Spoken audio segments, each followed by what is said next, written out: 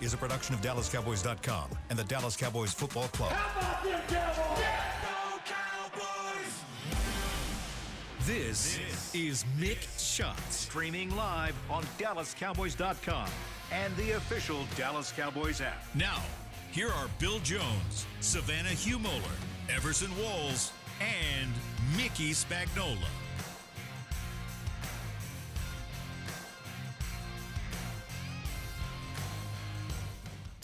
It is a Monday morning, the first Monday of June, inside the SWBC podcast studio. Our final Mick Shots until the start of training camp 2024.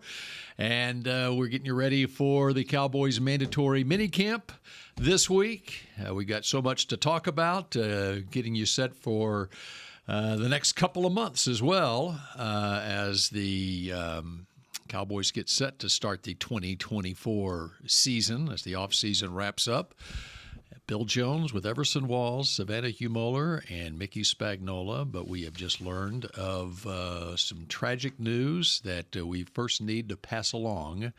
And Mickey, would you like to do it, or you want me to read the email? Just keep going. The email that was just sent out by the Cowboys, announcement from the Cowboys on the passing of Larry Allen.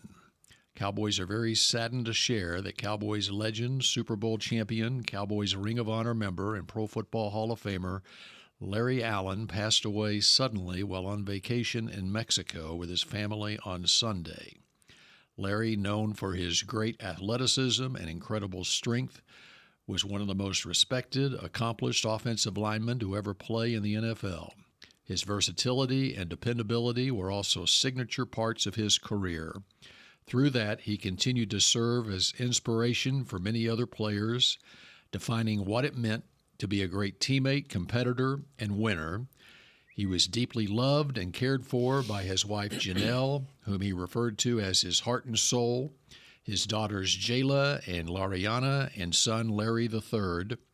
The Jones family and the Cowboys extend their deepest condolences, thoughts, and prayers to the Allen family and grieve along with the many other friends and Cowboys teammates that also loved Larry. Memorial service arrangements and details will be announced in the near future. So that is the news that we are met with as we walk in the door on this Monday morning. Kind of puts a downer on Mick Shots, doesn't it? Puts a downer on everything, actually. Very sad. I, as a former player, of course, have to give much respect to him. One of the more athletic offensive linemen that is known in the NFL. Really a feel-good story because I think he came from a small college. Sonoma State, and ended up just being one of John Madden's favorite. And that's when you hit the mountaintop is when John Madden speaks of you like he did with Nate Newton and guys like that. So he's pretty much iconic.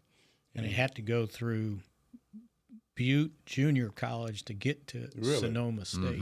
What? Butte Junior College? Yeah.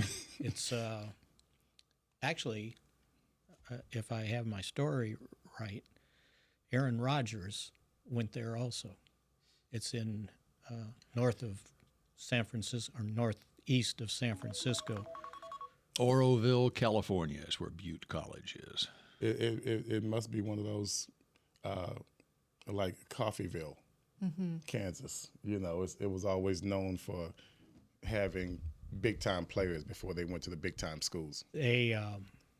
So in 2016, hopefully we can resurrect this on DallasCowboys.com, we did a Legends piece on Larry Allen. And we went to California to do the interviews. And it was quite a story because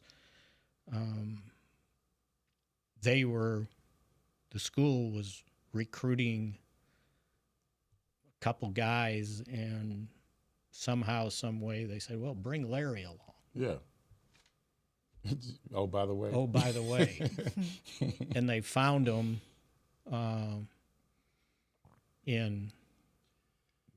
he grew up in South Central L.A. Compton, right, California. as bad as it was. Yeah. And When he got to the junior college, they found out that he never really graduated high school. So to get him into even junior college, they had to send him to what Larry nicknamed the pregnant school. Everybody was pregnant Back then, when girls got pregnant in high school, they dropped out. And so they developed a program to get your GDE. And so GED. And so he had to go to that during the summer before he was eligible to actually play in junior college. And the head coach there told me the story about how Larry was working for him in the office, and they were working late one night, and he goes, "Larry, we need some pizzas. Here's my car keys. Go get a couple. I'll order them." And Larry goes, "Well, I can't do that." And he goes, "What do you mean you can't do that?" He goes, I don't drive. I've never learned to drive." So then he had to take him to driver's ed to get his driving degree, right? And to add just a touch of humor to it, Larry liked the pizzas, and he kept ordering pizzas from the place that the school used, the athletic department used. And finally, the guy that owned the pizza place said, "Hey, Coach, we got a small problem." And he goes, "What's that?" And he goes, "Well, Larry keeps writing checks for the pizzas, and they're bouncing." And he goes, "What do you mean?" And he goes, "Yeah." So Larry didn't understand when you had a checking account, you had to have money in your account to pay for the checks you wrote. He thought you just wrote the checks. So not only was he behind, from an athletic standpoint, he was behind socially too. Went to 4 different high schools. Yeah. Each year a different high school. And he ended up at Napa High School. And he ended up living, and this was before the Ole Miss story with the black offensive lineman living with a white family. Michael Orr. Which turned out to be a disaster. Blindside, yeah. Anyway, Larry ended up, he was commuting from his grandmother's place in Napa, far north of this high school, and finally the family took him in. And it was a funny story about how I said something to, gosh, I wish I had done my research, but the quarterback,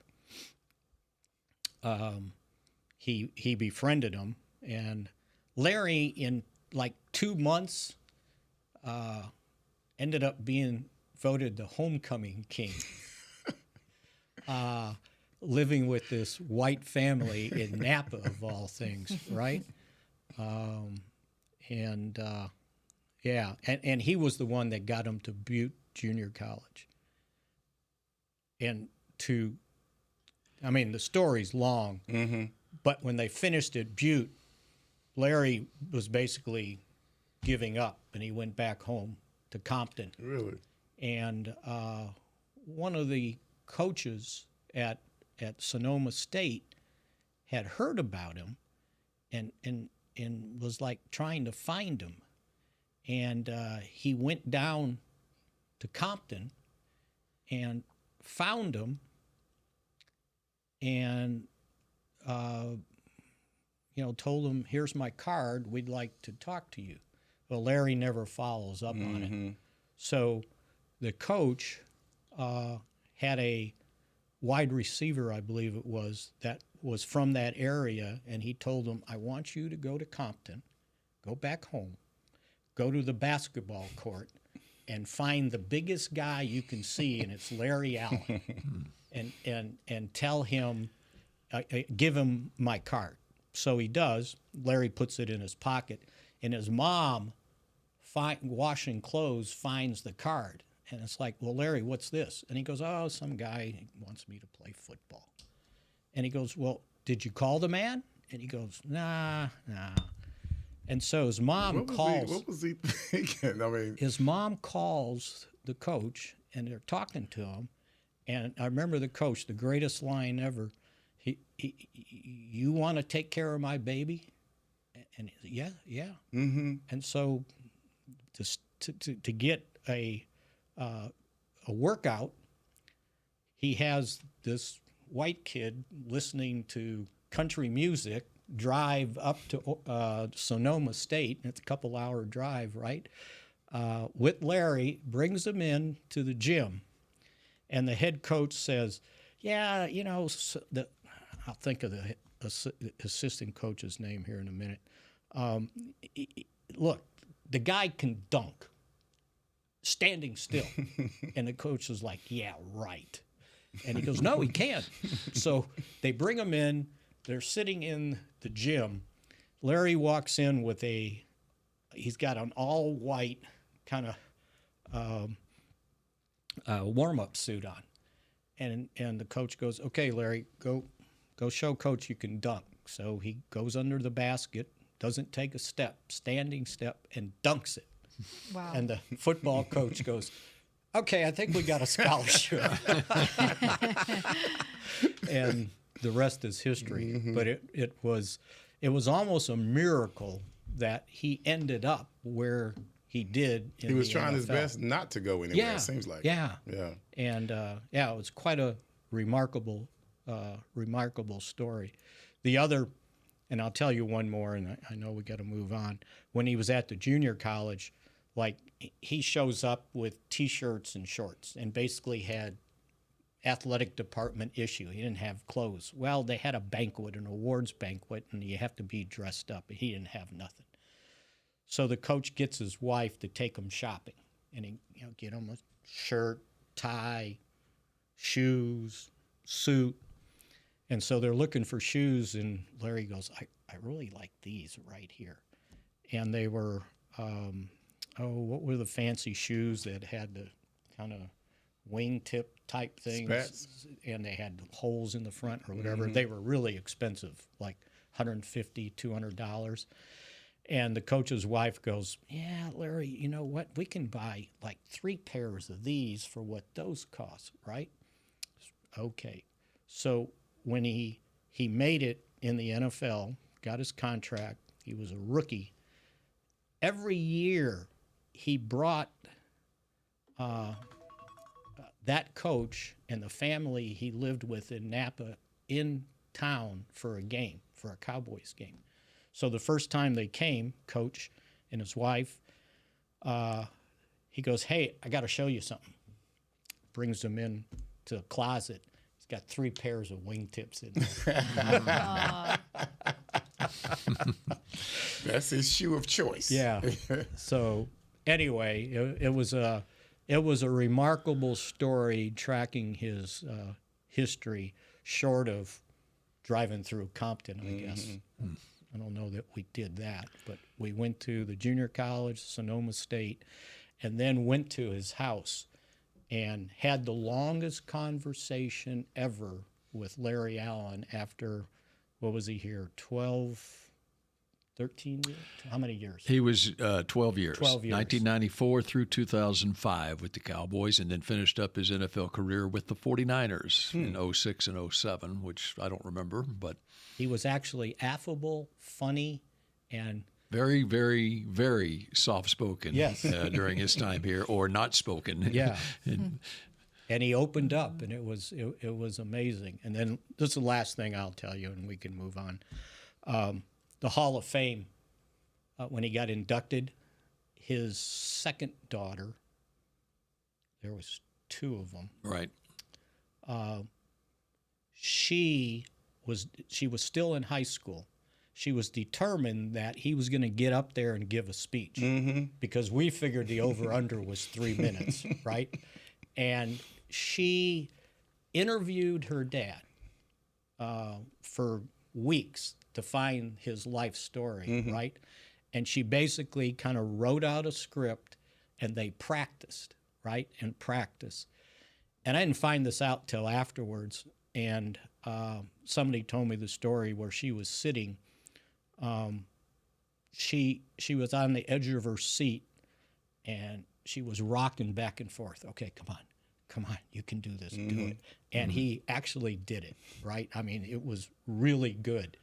And she was so relieved. Brad and I were taping a segment to send back here after the awards ceremony, and a friend of ours was walking off with his daughter, and we got to talk to her about what she did. And she was near tears that he pulled it off, right? Because he wasn't going to get up there. But he was good. He thanked everybody. He told some funny stories, and it was. I didn't see that, but I'm sure that was something whole, to hear him tell stories. I was shocked. But she did one hell of a job of preparing him for that. So anyway. 52 years old. Had a son that went to Harvard, played football. Was it Harvard? I don't recall, but Larry the third. Yeah. And one daughter went to Stanford, and the other one was going to Cal, I think. So, yeah, wow. He and his wife raised 3 really sharp kids. God, 52. Here are the career accolades. Not only, of course, he was a second-round draft pick in 1994, played on the Cowboys Super Bowl 30 team, 7-time first-team All-Pro, 11-time Pro Bowler, All-Rookie team, NFL 1990s All-Decade team, NFL 2000s All-Decade team, NFL 100th Anniversary All-Time Team, and, of course, Cowboys Ring of Honor and Pro Football Hall of Famer. That's crazy. I mean, so sad. Just look where he started. You know, trying his best not to play, trying his best to just Or not at that time do he had anything no in idea. life, right? Had that no time, idea. He had no idea he was going to be a 2 all-decade team in the NFL. That's crazy. What a story. The junior college coach. Imagine Larry playing against junior college guys, right?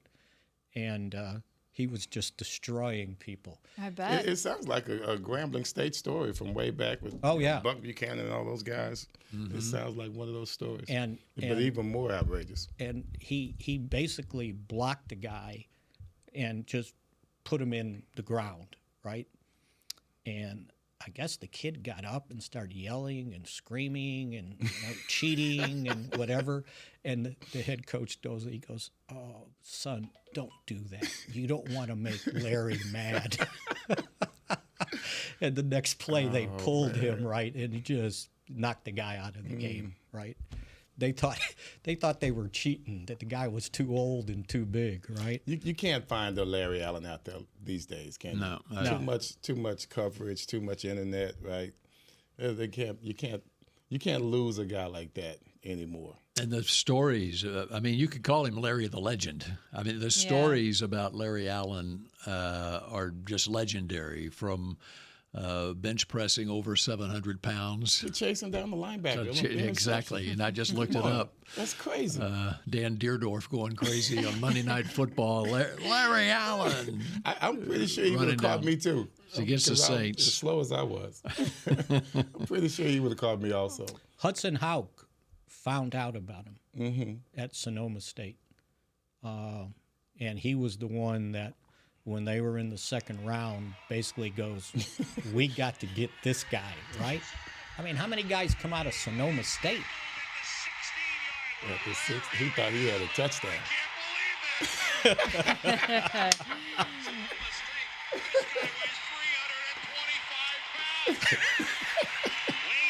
325. I mean, he gained on him. Oh, no. It wasn't like, I barely got him. No, he, cornered him. A little bit of an angle, but this is like a huge man. This guy's got a rocket booster. Right into Allen is still standing there. There he is to the left of your screen. Didn't even get a running start at it. No, standing start. That's right. I remember seeing it. Yeah. 5 pounds. His arms like a sprinter. I'm telling you, that's one of the most impressive athletic feats I have ever seen. That's true. I remember watching Wow. it, and I'm seeing him because he's coming. So it's on the left sideline, if I remember. Larry's coming from the right side, and he's angling. I'm sitting there going, Are you S-ing me? He's gaining on him. He almost beat him to the spot, right? He did. Because he didn't cut him from behind. No, it was not. No, that was an easy tackle. Unbelievable. 52. Wow. Well, we've got so much to get to, and it was obviously very important to spend the first segment talking about Larry Allen, and there will be a lot more talk about Larry Allen. But this being our last show before we take a little break here, we want to get you ready for the minicamp and for training camp, because this podcast will live on the shelf, as they say, for a couple of months. So we'll be back and talk about all that other stuff when we come back here on Mick Shots in just a moment. I'm Dak Prescott, quarterback of the Dallas Cowboys. And they snap it to Prescott, who looks right. It's not there. He escapes left. He'll run for a first down. Just like football, when it comes to crypto, it's important to have a team you can trust. With blockchain.com, I know I'm in good hands. Since 2011, they've been trusted by millions around the world to buy, sell, and trade cryptocurrency. Prescott's going to run this himself. Run it up the middle, and he scores. Whether you're new to crypto or an active trader, they've got you covered. What are you waiting for? Get started at blockchain.com. We know that juicy, cheesy, grilled to perfection burger sounds amazing, but it does sound like something is missing. Pepsi, baby. The yin to this burger's yang. Burgers and Pepsi go together like burgers and Pepsi. This perfect blending of flavors makes every bite of lettuce, every sesame seed on the bun, and every sip of that crisp, refreshing, ice-cold cola a journey to Foodtopia.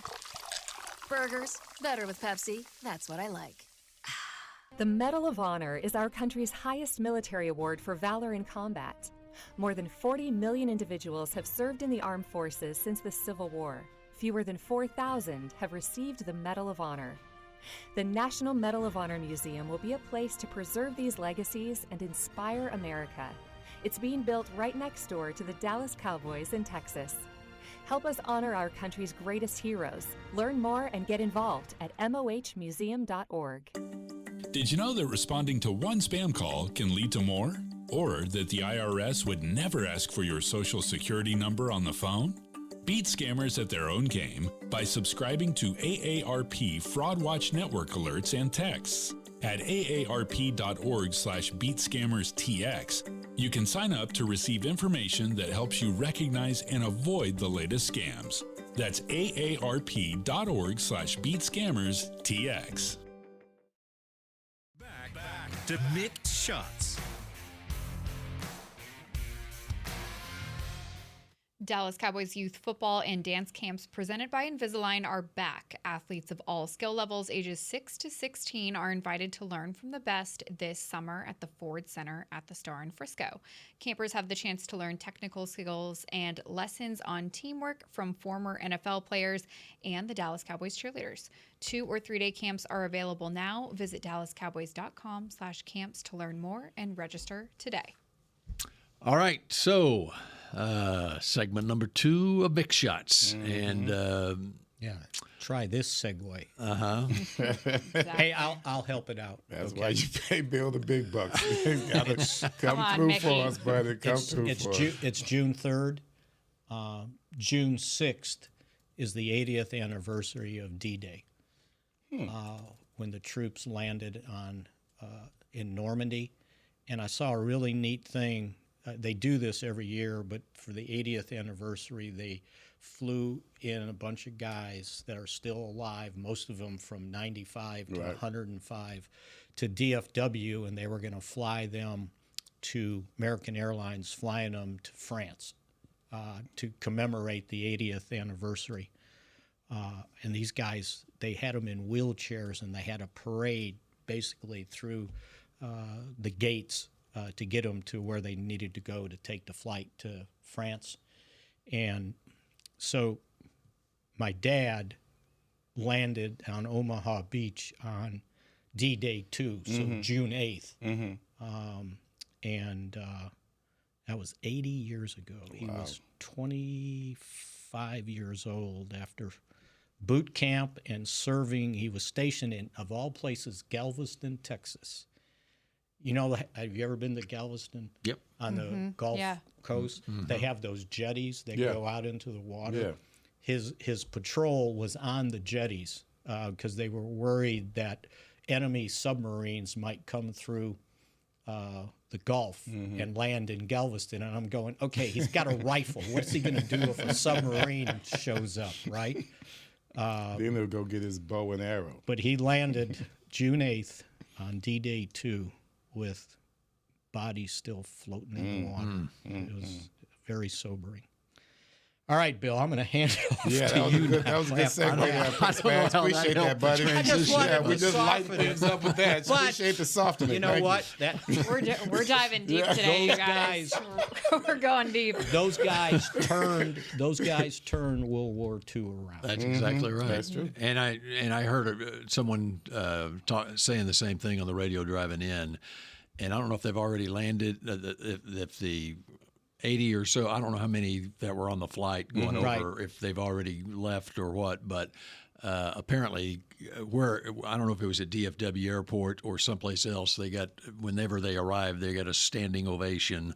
And it's really, so go find it. I haven't found it yet. I haven't had a chance to look for it yet, but go find that, and it's really, it'll make your, give you goosebumps. Yeah. Okay, very briefly, I'm sorry, Savannah, about the Stars. It's okay. It's okay. As long as the play go, I mean, they play on and on and on. It seems like, okay, they're destined to win it all. Right. And as we find out with Cowboy seasons, it ends so abruptly.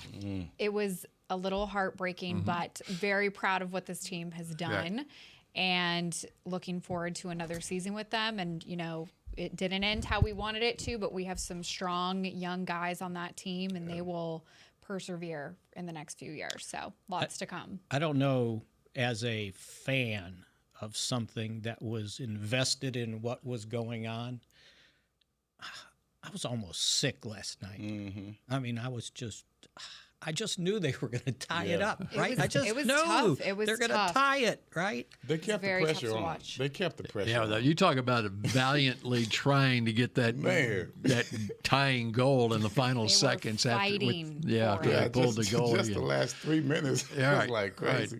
30 shots on goal to 8 when Mason Marchment got a goal for the Stars. At one point. The total was 35 shots on goal for the Stars and only 10 for the opposition. So, problem was 2 of the first 3 went in. Yeah, on the power play. And we couldn't do crap on power play. I started looking up those damn officials too, by the way. Okay, there you go.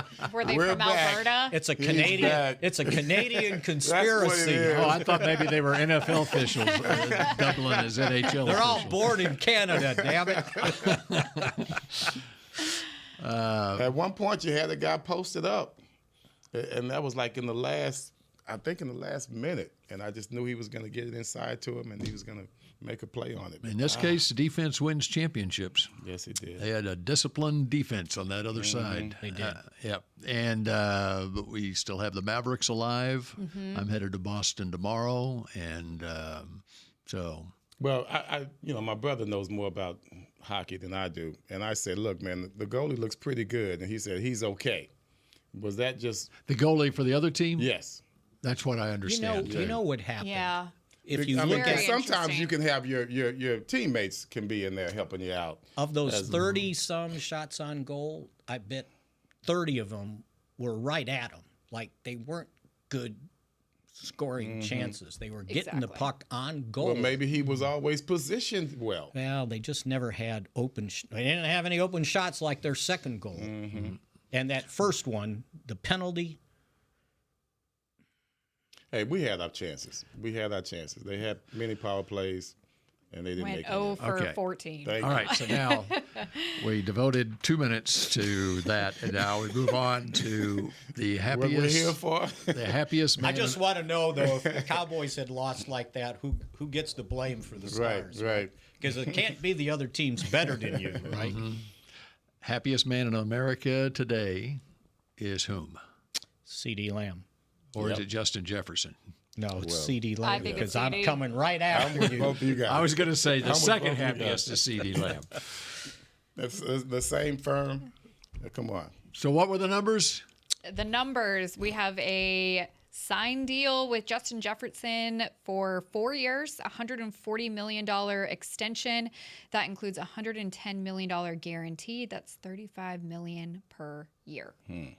The highest non-quarterback contract in NFL history, and he's due $88.7 million at signing. So between guaranteed base salary and the signing bonus, that's a pretty good chunk of change. Well, Bill, last week we were all discussing this as to who was potentially going to go in first. And Justin Jefferson is obviously the one that took the bait first. So now that really does set CeeDee Lamb up to kind of look at his options. And I would assume so that CeeDee's going to go for quite a higher deal. Well, I don't think it'll be much higher. It'll be considering they're close with the to same that. agent. Yeah, that's what I think. It's going to be close to it. Mm-hmm. Yeah. So, and we did. That's exactly what we talked about last year as well. Yeah. As soon as one comes in, the other one's right behind him. And the other thing is why Justin Jefferson went first is the Vikings aren't paying a quarterback or a top defensive player about to pay him what the Cowboys are having to pay. And so it was easier for them to fork over the 4 years, $140 million and all the guarantees right now. So if you look at their careers, I wrote down Jefferson's numbers. Did I do that? Well, he had 392 catches in 60 games, 5,899 yards, which, by the way, is the most of an NFL receiver in the first 4 years of a career. 30 touchdowns. CeeDee, 300, and they were in the same draft class, remember? Wow. CeeDee went 17 to the Cowboys. He went 21 to Minnesota. And if you're wondering who got drafted ahead of him, Chase. Henry Ruggs. You're talking wide receivers that got drafted ahead of him. Yeah, wide receivers. Henry Ruggs went 12th, Jerry Jeudy 15th. And then after CeeDee went 17th, Jalen Reagor went 21, and they were doing handstands in Minnesota to draft him at 22. They drafted Philadelphia. Oh, yeah. Yeah. Philadelphia drafted Reagor, and then Jefferson went to Minnesota, and then Reagor wound up in Minnesota. So CeeDee in 66 games had 395 catches, 5,145 yards, 32 touchdowns, 3 more rushing. So they are one of 5 guys to start their NFL careers in the first 4 years with 5,000 yards receiving, which is rather remarkable when you consider the receivers that came before them, that they would have 2 5,000-yard receivers in that short of time. Jefferson was first. Michael Thomas, 5,512 in 63 games. Randy Moss, 5,396 in 64. Lamb, and then Torrey Holt, 5,088. And if you can believe this, Jerry Rice, 4,881 in 60 games. But think of the difference, how many receptions that is in 16-game season, and how the offense changed from, 84, Jerry Rice, through the 90s. Okay, on Spotrac, or however you say it. Yes. The website, spotrac.com. They've already got... Spotrac. They got the breakdown? They already have the breakdown for the cap hit for Justin Jefferson for the next 5 years. Because when I last looked, they must have just done it.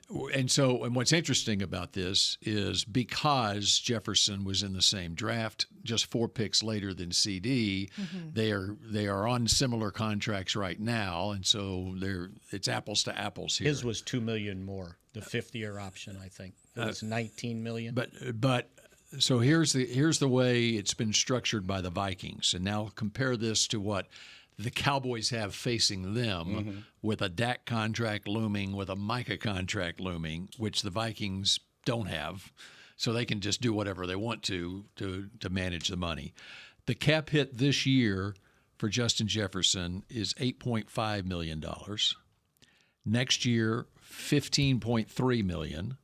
In 2026, $39 million. In 2027, $43.397 million.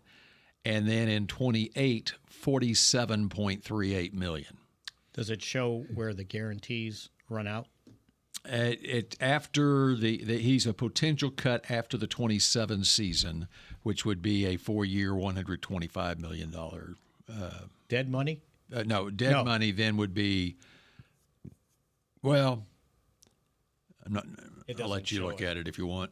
But, okay, look at how they are able to structure that, where he counts X amount of dollars, $37 million in one year, $43 in another. Right. And then times 3, times what Cowboys have to do with Dak, which they already have money sitting there on Dak, and what they have to do with Micah, and try to structure this thing. And you can understand why it may be a little more difficult to structure the CeeDee contract from a Cowboys perspective than what it was for the Vikings here. So they can get out in 2028 when the base salary is $47.8 for like $7.3 million. So if you're that far, the cap's going to keep going up, right? So that basically is, when we were talking about it last week after who signed for 32, well, it was A.J. Brown. Well, we talked about the guy from the Texans as well. Right, and the most was A.J. Brown at $32 million, I believe, his extension. So this is 35. So CeeDee's the Cowboys are looking at $35 million on a 4-year deal. And I'm guessing that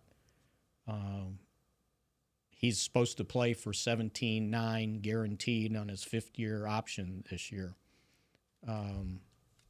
So he's got to they got to hand him at least that much money, right? If not more for the first year. So it's an investment, and that's why the Cowboys are, it's like, okay, are you good with that? Because they agreed to 35 now. Can you agree to 35? The other thing is, when I looked up, we need to point out, Bill, that June 2nd was yesterday. I'm looking up Michael Gallup. So they get the Michael Gallup. I was about to bring this up, you guys. They can add $9.5 million to the salary cap, and that gives them somewhere between $10 and $12 million in space for just the top 51, because that's all they count now when you have a 90-man roster. But he still counts $4.35 million in dead money this year, $8.7 million next year, to get that $9.5 million back now. So they have the ability now to spend a little bit more. And my guess was, depending on what happens with CeeDee, that they might have been waiting for this to possibly re-sign Stephon Gilmore, who I understand is healthy. That was my next question. How are you spending the freed up Gallup money? So I don't know. My understanding is he lives here now. He wants to stay here. Interesting. Who's that? Stephon Gilmore. Oh, okay. All right, let me ask Everson here. All right, you look at the Cowboys depth chart at cornerback right now, and you have Trayvon Diggs coming back from his injury as one starting corner. You hope. You have Deron Bland, the starting corner on the other side, and you've got Jordan Lewis as your starting slot corner. Beyond that, you have Nashawn Wright, the 3rd-round pick from 2021. Who is working right now with the first-team defense because Diggs is still rehabbing. And who had 50 snaps on defense last year. Eric Scott, 6th-round draft pick from last year, who didn't play last year. Working second team.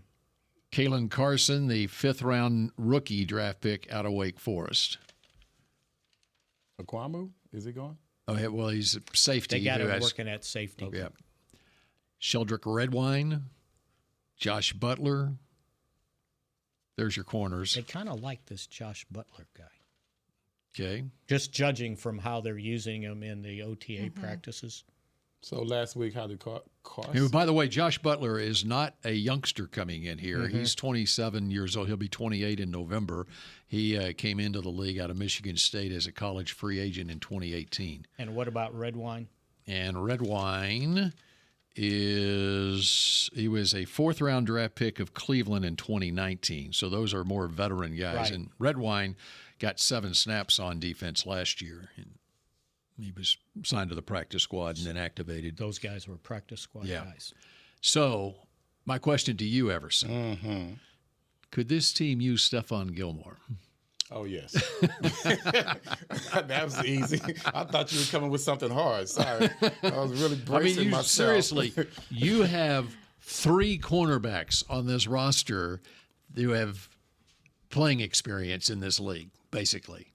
All You 3 got- have led the and- league in interceptions. And Diggs, well, not Lewis, but didn't lead the league in, Diggs and Bland did.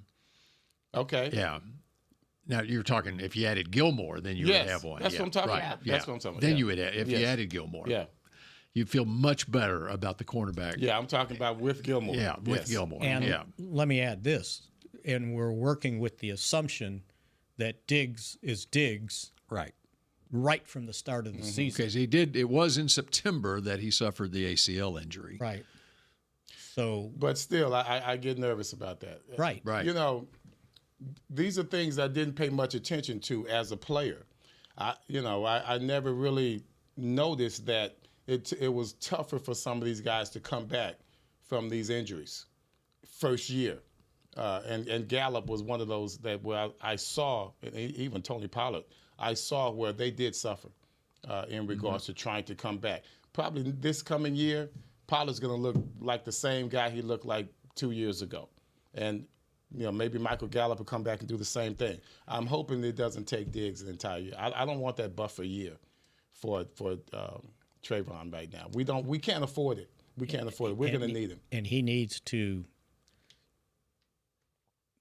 just watching what they're doing out there, what's he doing compared to Overshone, who got hurt in training camp, Yes. right? Yes. The wide receiver, Durden. David Durden tore his ACL in training camp. John Stevens, John Stevens. I was thinking, oh no, that's Stephen Jones' son. That would be John Stevens Jones. Yeah, this is John Stevens Jr., right? Those guys look like they're ahead of Diggs. Yeah. So just from what they're doing and what he's doing with his rehab. So And you were talking about how fatigued he was. you're just hoping that he's ready to go come September, 9th, 10th? When's the opener? It's in 8th. September. Yeah. September 8th, yeah. Well, having Stephon Gilmore, you have that additional veteran depth at the cornerback position. And then I know we mentioned Jordan Lewis, and he came off that injury from the year before. So he's still redeveloping in that position. So, And he missed the first 4 games, I think. He seemed to be a guy that handled his rehab very well. And it was a When he serious. came back last And year, that was he came back strong. That was That was really serious. a career-threatening. Exactly. Yeah. Exactly. Yeah. And he turns 29 August 31st, but he had 732 snaps on defense last year. And let's point out that Gilmore played that playoff game with a harness on. Of course. Because he had suffered the shoulder injury that was surgically repaired the end of the week. No doubt. So I would not have played. that's what tells. I'm sorry, I would not have To played. me, that's kind of a tipping point to what the Cowboys thought of their next cornerback up, that they didn't want to go there. Right. And they kind of changed how they played in the secondary to accommodate having Gilmore on the field. It's hard to hide inexperience in the secondary. It's just Because they're coming after you, They're coming right? at whoever they put in. They were going to come after him, Even if you're in zone, They right? came at Gilmore knowing that he was injured. Right. So you do the right thing. You're gonna attack the weakness. And it didn't matter who was going to play that cornerback position. They were going to be attacked. It's just maybe the only thing I can say, you might have had a Michael Downs, you might have had an Everson Walls that might actually step up and played better than the veteran did while he was injured. To me, there are times when you can't believe the press clippings. You have to play outside of that. If you look at the way we came into 1981, no one thought you'd have Michael Downs at safety. And if you did have Michael Downs, you would not expect him to play as well as he did. Yeah, and who in the hell was Everson Walls? Right. Yeah. So sometimes the story doesn't match the individual. Yeah. Throw him out there. You just never know what could have happened. I mean, obviously, you're out there with a guy, it kind of goes to his reputation. I don't want Gilmore out there playing like he did. Now everyone's looking at him as some type of weakness, not knowing the background of how his shoulder was being. And who would take his place, Thank you. And that's the whole point. Yeah. Who would have taken his place? He may have stepped up. He may have done better. So sometimes you can't just go with the resume. Sometimes you got to go with your gut and see what the guy can do. That's just, Do we need to take another break? Let's take another break, and we have our final segment of this offseason when we come back on Mick Shots in just a moment. The Medal of Honor is our country's highest military award for valor in combat. More than 40 million individuals have served in the armed forces since the Civil War. Fewer than 4,000 have received the Medal of Honor. The National Medal of Honor Museum will be a place to preserve these legacies and inspire America. It's being built right next door to the Dallas Cowboys in Texas. Help us honor our country's greatest heroes. Learn more and get involved at mohmuseum.org. Cowboys football and Miller Lite. What a pairing. Can cracks at kickoff. Tailgates going way past postgame. Sunday night overtimes followed by Monday morning swagger. Brisket in the smoker. Miller Lite in the cooler. America's team playing America's greatest sport. Miller Lite, the only beer of the Dallas Cowboys.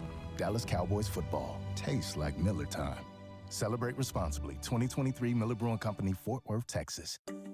Did you know that responding to one spam call can lead to more? Or that the IRS would never ask for your social security number on the phone? Beat scammers at their own game by subscribing to AARP Fraud Watch Network alerts and texts. At aarp.org/beatscammerstx, you can sign up to receive information that helps you recognize and avoid the latest scams. That's aarp.org/beatscammerstx. You know that sound anywhere. It's the crisp crunch of that first nacho chip. With its perfect cheese to sour cream ratio sitting atop a layer of delicious beans, it's a sip away from perfection.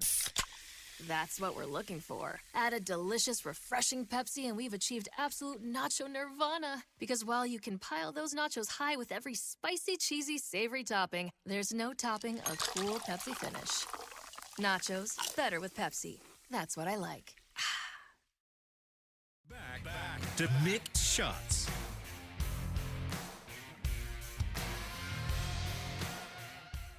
The 2024 CONMEBOL Copa America USA is coming to AT&T Stadium. Watch the best players from North and South America take the field for the chance to lift the trophy. It all starts on June 21st when Peru and Chile meet in Arlington. Then the USA takes on Bolivia on June 23rd before a quarterfinal match on July 5th. Tickets are available now at SeatGeek.com, the official ticketing partner of AT&T Stadium.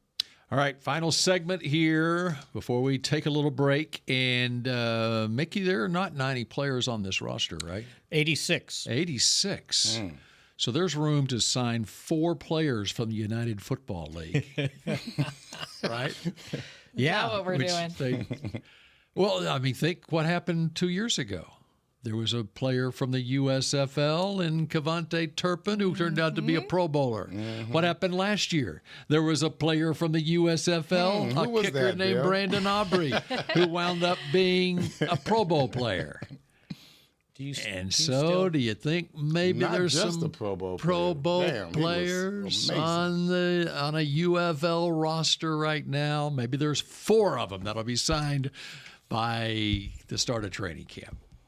Oh, Mickey's nodding in agreement there. He likes that idea. But And but signing those guys, you're signing them to rookie minimums, although the minimum's going up. It's like That's right. 700,000. So if you sign 4 guys, that's another $3 million. That's what they're saving that Michael Gallup money Yeah, for. right. All right, so a position, we talked about cornerbacks, is another position group that seems like it might be a little light as far as the depth goes, would be the wide receiver position. You got CeeDee Lamb, you got Brandon Cooks. Well, you hope you have CeeDee Lamb. Yes. You hope you have CeeDee Lamb. CeeDee Lamb. That is not happening. Okay, He's not passing up $18 million. So that's even more to my point. What if you don't have CeeDee Lamb? Don't go there, guys. And then you've got Brandon Cooks, you got Jalen Tolbert, you got Jalen Brooks. You got CeeDee, you got Brandon, and a bunch of guys named Jalen. I hope they can block. Exactly. I hope they can block. Let's not forget Turpin either. And you got Cavante Turpin, and you got Deuce Vaughn as a slot receiver now. All right. They heard you the other day. Yeah, comparing that's it to right. Darren We're talking about Sproles. it, yeah. That's right. All right. They heard me, first of all. They didn't hear him. I was the one brought up Darren Sproles. Okay? Giving that to Bill. I was the week before. Oh, you were the week before. But I wasn't here last week. All right. So, Savannah, you've talked to a couple of Jalens. Yes. So my focus last week was to look at that third guy as far as, who's going to step up to the plate here. And I talked to both Jalen Brooks and Jalen Tolbert in the locker room last week. And I know one thing that we were talking about was the trip that Dak plans every year where he takes the wide receivers and they, go and bond and do some field work. So I asked Jalen Tolbert, he went last year to Atlanta. This year they're going to Portland, Oregon. So that's their trip this year. And I asked him, I bet it's beautiful out there. his kind of connection to Dak right now and as far as what they're doing off the field and outside of the Star. And he said he gets with Dak about once or twice a week outside of the Star, and that he said you can tell that the chemistry is continuing to grow. It's special to have a quarterback who believes in you, understands you as a person and as a player. So I really like their kind of bond that they're having right now. And then when I talked to Jalen Tolbert, I kind of asked him what he's working on as far as his physicality and speed goes, because, I think that was something that he was trying to work on off of his rookie season. He said his goal right now is working on his lower body strength and conditioning, stabilization. He wants to get off the press really well, being able to maintain balance. After catches, might being able to jump for it a little bit more. But he's using a sand pit as his outside Very training. nice. That's smart. So I liked hearing that. He gets with a couple of the other wide receivers and does a sand pit as his kind of off season outside of here training. I ran a God, it was horrible. I ran a 40-yard dash on a sand-based turf. Tough. Yeah. Did you get faster? Hell no. way the other way. Much slower. But it's good for your joints. Right. And your muscles. It will help your longevity. It's interesting that a guy that wears Jordan brand shoes and other gear would be taking his receivers to Portland, Oregon. Very good. That's why I was wondering, what's the connection? Has to be a connection. What headquarters are in Portland, Oregon? That's right. Like, why would you pick Portland, Oregon, right. of all places? I mean, the weather, though. Come No, on. they usually go to Arizona or they go to Atlanta. Now, where did this come in from? I wonder why Oregon. It's not far from Eugene, is it? But yeah, that trip that they do is always before training camp. So Let me probably give you a sometime in sleeper July. guy that caught my attention. Ryan Flournoy, 6th-round draft pick. rookie. Racy McMath. Okay. Did you know he Swing was and on a the miss. team? You did talk to him. Racy McMath. I saw this guy out there, 80. He was huge. He's 6'3", 224. Wow. Went to LSU and probably got overshadowed by all those. Neighbors and those guys. Yeah. Not neighbors, Jefferson and Jamar. So he was a Chase. 6th-round draft pick of Tennessee in 21, and so Jefferson came out the year before that. And then Chase was that year, right? Jamar Chase. Mm-hmm. So I looked up his background, and the first 2 years he had injuries, hip injury, I think he told me, and he ended up on practice squads, and then got released again. The Cowboys put him on the practice squad. Coming out for his pro day, he ran a 4.39. Wow. 4.39 at 6'3". LSU they don't have slow receivers, right? Yeah. No. So I don't know where he kind of fits in, but I just saw him make a couple catches and a couple runs, and I'm going, who's this guy? Can he block? Well, I don't worry about blocking. If I need a blocker, I'll put a tight end out there. He might end up being a tight end. That's my point. Speaking of, Yes. another guy that we were looking at was Princeton Fant. He's an undrafted free agent out of Tennessee, and he is huge. Rookie this year.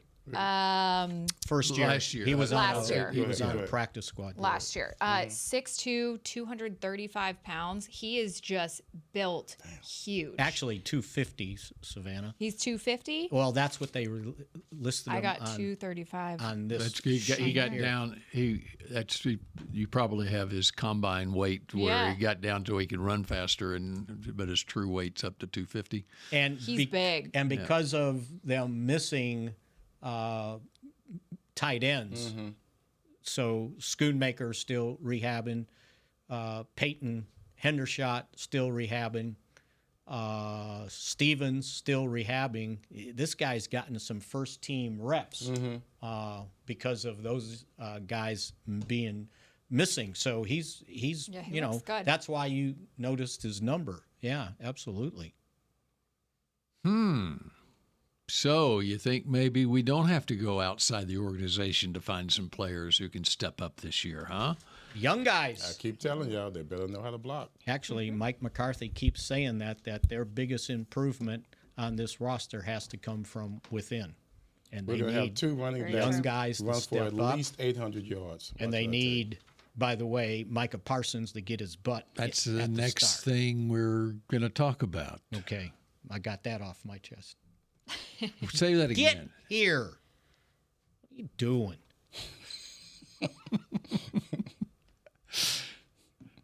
I understand. Let's end with a Mickey rant. I understand. That was it. I I'm here for understand. it. I understand the boxing thing, right? But he came last week for the media days stuff. Went through all that, but he didn't stay. So, at some point, if you're going to be the leader of this defense, you need to bond with these players. And they're watching. Now, I know players. They know how talented he was, and they won't hold it against him. But still, you got a new defensive coordinator with somewhat of a new defensive system, and I still get the feeling that Mike Zimmer would like to use 3 linebackers, and they would like to put him at linebacker at times. I agree. But now it's a negotiation thing, right? It is a contract negotiation. Well, I don't know if that's behind it or not. It has to be. Or that, he did Because this. he's never done this. He didn't did do it this last year. No, he did it do it last year. He trained on his own. Okay. And he was in good shape, and McCarthy he missed OTAs. talked about how he stays in contact, but he also said something to the effect, but you should never miss opportunities to improve or kind of be with your team. So while I thought McCarthy said, no big deal, but I think deep down to him, it was a big deal. Now he's especially not going to. especially with 100%. I think with a new defense, yes, he should be. But McCarthy did acknowledge that in his press conference last week. Yeah. So That he wanted him here? they publicly acknowledged what he's missing by not being here. That's good. And I think I'm sure there's been Zimmer's need got for him. a few more choice words for him. Yeah, and his point was you got to do this stuff now so that when we hit the ground in Oxnard on July 23rd, by the way, and they're there to August 22nd, that you're ready to go. You're not playing catch up, and so Yeah, so it'll be interesting to see. Now, you get fined for missing minicamp practice. Now, last year... Now, you don't have to do anything. You just have to be here. That's what I was going to say. Last year, Zach Martin was here. He just didn't do anything. Mm-hmm. He had that hamstring. Right. Yeah, hamstring. Well, they wasn't putting it in the offense either. So you can show up and say, I got an ankle, but at least be here. Be in the meetings. Be with your teammates. That's kind of my point. Do you like, Everson, this setup where they basically have an off-season where they start April 20th or so with the official off-season program and they're ending this week. This is, let's say, June 10th. And then you have the break before training camp, or do you like the proposal that's out there that they would not have to do anything until June, and then they would basically, you're doing a 3-week ramp up to training camp. You just go right into training camp. That sounds more like old school, the latter. You know, you didn't have anything. Well, yeah. I mean, back in the day. We had minicamp. Back in the day, I mean, we're talking 50 years ago, 60, 55 years ago. The Cowboys the rookies would report to training camp in Thousand Oaks basically the 4th of July. 4th of July was the start of training camp, basically. Whoa. And they would be there for a couple of weeks, and then the vets would be there, and they would, and even the vets would still be there for like 6 weeks, from July 17th until September 1st or whatever. The regular season. And you had opportunities, to work out. You sign in. You had opportunities to work out in the off season, all off season. And if you did well, available to you. They had little motivational things. I think they gave away watches and stuff like that for, doing well and coming for like the 60 days in the off season or 40 days in the off season. And so that opportunity was always there for the veterans. So that kind of reminds me of the latter proposal that you talked about. I remember asking D.D. Lewis, I don't know how we got on the subject during the interview, but about off-season workouts. I said, so how much did you work out in the off-season? He goes, my workouts were in the pool. And I said, you swam? He goes, no, I did 12-ounce 12-ounce curls. Well, I mean, and DD's body it shows that. I mean, that's just he played with his brain and experience. DD was not a guy that was going to go out there and muscle someone. He played with instinct. So, and I must admit, I did not enjoy coming up to the practice field and work out. I did a lot of stuff on my own. Did you do it indoors? No, I did swimming, basketball. I mean, it was Micah. Before Micah. I did a lot of stuff. I was referring to your weight room was outdoors. Oh, no, I didn't do weights. No, I didn't do weights. No weights. I didn't do weights at that time. Cardio. Sand pit, yeah. Sand pit. I love sand pit. No, I did other work like that. That stuff that could not break you down, but build up your muscles. And working in the sand pit does that. I wasn't into running 400-meter, how many times you can run 400 meters and all that crap. To me, that is not football. When it comes to football, you have to be able to play football. And I wanted to do one-on-one coverage. I wanted to do what I was good at. Tackling is one thing, but I made my living playing one-on-one. So as long as I did things, that's why I played tennis. That's why I played basketball, because those helped me with my man-to-man technique. Yeah. So did you have to run the Landry Mile? Yeah, it was a mile and a half, by the way. Mile and a half? Right? Yes, the Landry Mile is a mile and a half. Did you finish? How many games? I finished it. I just hated it. Dang, dude. I wasn't doing long distance at that time. Now I'm a half marathon guy, but I hated it back then. And Everson Walls, in his career, 16 games in 81, strike shortened season in 82, 9 games. These are regular season games. 16 games in 83, 16 in 84, 16 in 85, 16 in 86. Strike shortened season in 87, 12 games, 88, 16 games, 89, 16, 90, 16 games, 91, 14 games, and 92, 16 games. So how many games did you miss in your career? 2. In that in the Giants in 91 season? Yeah, got my it seemed to work. Got my ribs cracked. Yep. Seemed to work. What'd you do? Try to make a tackle? Yeah.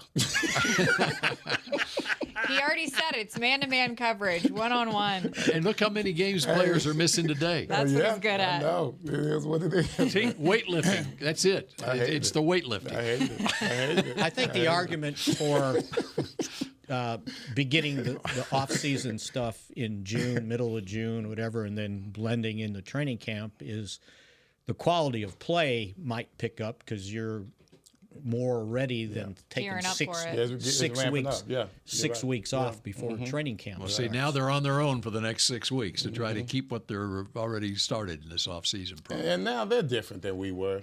You know, they're just different. Well, guys, they're probably in better shape, don't you think? All around, yeah, of course. And remember, you I don't know if you guys had this available, but all of them go to these different workout places, like the offensive linemen, the wide receivers.